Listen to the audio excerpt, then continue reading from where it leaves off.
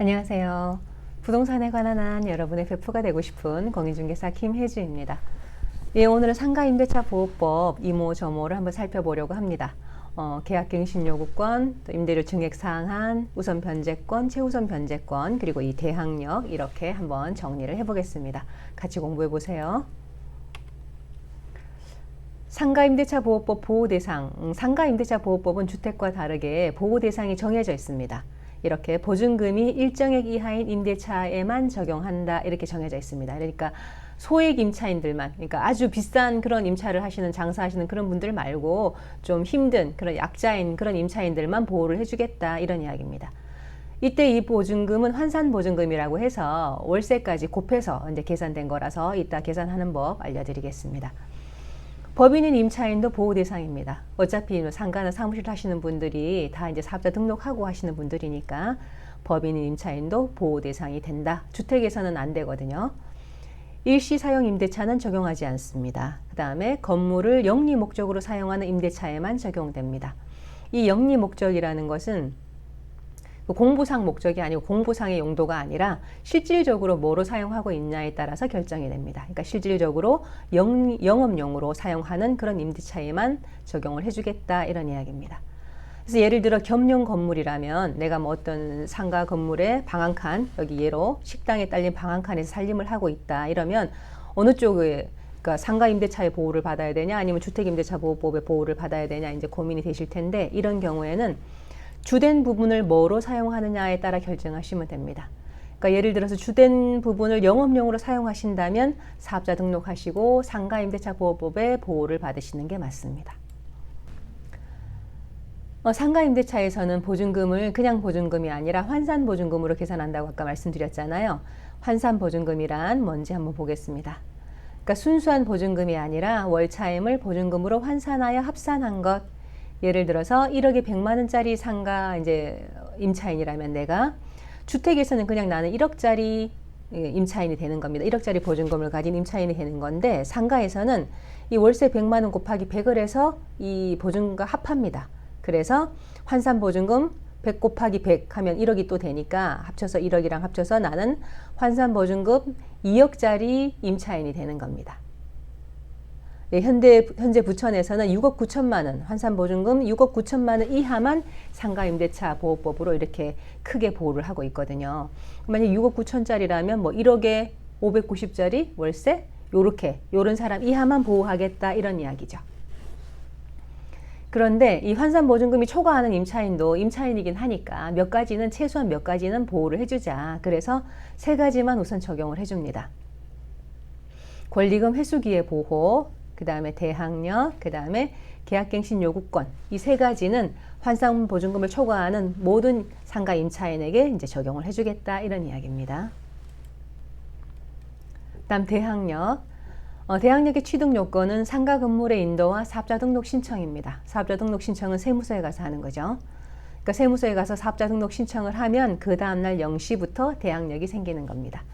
주택이라면 주소 전입이었죠. 주민센터에 가서 주소 전입하면 그 다음날 0시에 대항력이 생겼잖아요.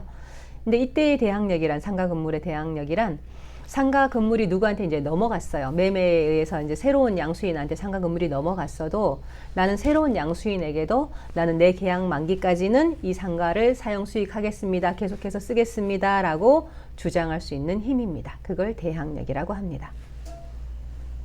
근데 이렇게 대항력이 생기고 이 사업자 등록이 유효하자면 이런 요건들이 있어요.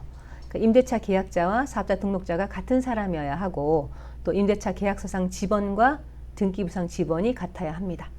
그러니까 이 2가지 임대차 계약 작성하실 때도 또 사업자 등록하실 때도 이 2가지 유념하셔서 하셔야 됩니다. 상가 임대차 최단 기간. 기간에 정함이 없거나 1년 미만이라면 그 기간을 1년으로 봅니다. 최대한 임차인에게 유리하게 이제 해석을 해주는 겁니다. 그런데 이제 임차인이 필요해서 단 임차인은 1년 미만의 유효함을 주장할 수 있다. 임차인이 필요해서 1년 미만으로 계약을 했다면 그거는 또 봐줍니다. 유효하다고 인정을 해줍니다. 네, 이런데 이제 보통의 기간이 정함이 없다면 그건 1년으로 본다. 주택에서는 2년으로 봅니다. 계약갱신 요구권, 상가 임대차 보호법에서는 10년의 계약갱신 요구권, 이제 10년 동안 보호를 해줘요. 그러니까 10년을 초과하지 않는 범위 내에서 매년마다 계약갱신 요구를 할 수가 있고요. 이 계약갱신 요구권은 환산보증금을 초과하는 임대차에도 적용이 됩니다. 그러니까 매년 하니까 9번까지 할 수 있겠죠. 1년 이제 계약을 하고 나서 9번까지 10년이 되도록은 계약갱신 요구를 할 수가 있고요. 이때 임대차 이제 갱신할 때 임대차 차임은 증액 상한이 5%입니다. 5%까지만 증액할 수 있습니다. 그러니까 최대 5% 범위 내에서 양쪽이 서로 협의해서 결정하시면 되는 겁니다. 그러니까 최대한 10년 동안 5%만 계속 올려주면서 그 자리에서 장사할 수 있다면 굉장히 임차인한테는 유리한 조건이죠. 임차인을 많이 보호해 주는 겁니다.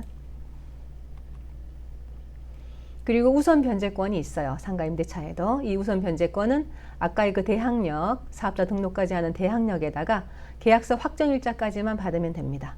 이거는 이제 주택하고 똑같습니다. 그러니까 세무서에 가서 사업자 등록을 하시고 나서 계약서의 확정일자를 받으시면 대항력과 우선 변제권까지 취득하시게 되는 겁니다. 이 우선 변제권이라는 것은 경매시, 만약에 그 상가가 경매에 넘어갔다면 경매시 순위에 따라, 날짜 순위에 따라 우선해서 변제받는 걸 말합니다. 원래는 이제 등기부상에 등기가 되어 있어야 되는 건데 그런 권리만 보호를 해주는 건데 이 확정일자 받은 것도 등기한 것만큼의 이런 큰 권리를 주겠다는 거죠. 그러니까 등기부상에 만약에 근저당권, 저당권이 설정이 돼 있다면 그 설정 일자와 내 확정 일자 그 순서에 따라서 차례대로 배당받는 것이 우선 변제권입니다. 그 다음 최우선 변제권. 상가 임대차에도 최우선 변제권이 있어요. 만약 현재 부천이라면 환산 보증금으로 5,500만 원까지 되는 이제 보증금을 소액 보증금이라고 합니다.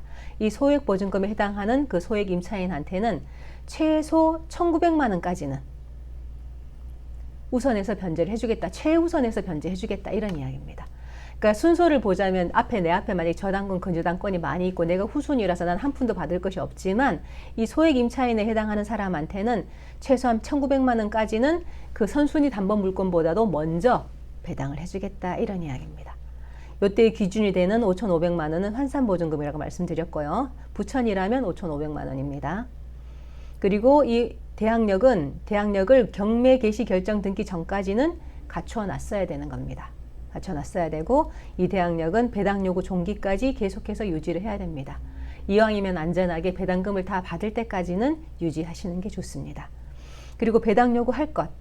내가 이런 임차인인데 이런 최우선 변제를 받고 싶다라고 내가 요구를 해야 됩니다. 배당 요구를 해야 요만큼을 배당받을 수가 있고요. 이 금액은 지금 현재는 1,900만 원이고 또 내가 몇 년마다 이렇게 해서 규정이 변해 오잖아요. 금액이 조금씩 변해 왔거든요. 변해 왔는데 이때의 기준 금액은 내가 계약할 당시의 기준 금액이 아니라 나보다 선순위에 있는 나한테 선순위지만 나한테 최우선 변제해 줘야 되는 그런 담보 물건들이 있잖아요. 그 담보 물건들이 설정된 날짜에 그때 기준 금액에 따라서 배당이 받습니다. 최우선 변제 받습니다.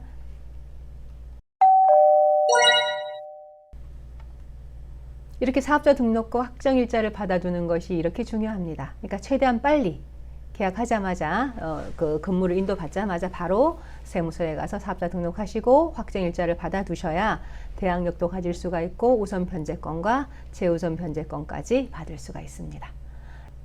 오늘 이렇게 상가 임대차에 대해서 이모저모 알아봤는데요. 오늘 영상이 도움이 되셨다면 좋아요와 구독 부탁드리고요. 저는 다음에 또 다른 좋은 영상으로 찾아뵙겠습니다.